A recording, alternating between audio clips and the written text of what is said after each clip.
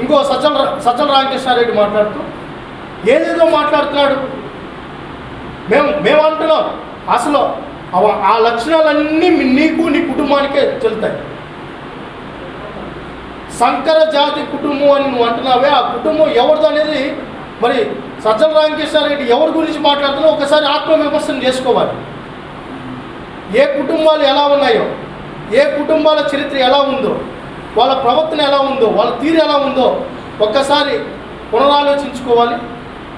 ఆడబిడ్డల జోలికి కానీ వస్తే, ఆడవారిని ఏది పడితే అది మాట్లాడితే, గతంలోనే ముఖ్యమంత్రి గారు చెప్పారు తాట తీసేస్తామని.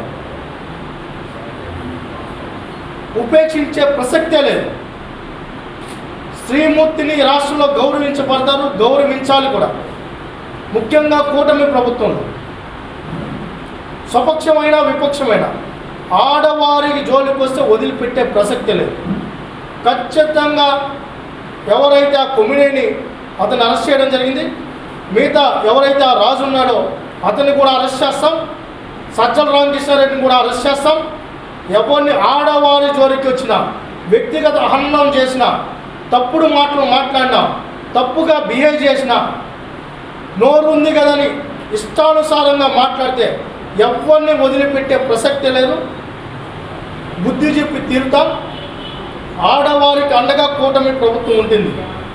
ఆడవారిని ప్రోత్సహిస్తాం, మహిళల్ని ప్రోత్సహిస్తాం, మహిళలను గౌరవిస్తాం. మహిళా అభివృద్ధికి నిరంతరం ఈ కూటమి ప్రభుత్వం శ్రమిస్తుంది. దానిలో భాగంగానే ఈ యోగాకు సంబంధించి కూడా పెద్ద స్థాయిలో ఆడబిడ్డల్ని భాగస్వామ్యం చేస్తామని కూడా తెలియజేసుకుంటాం.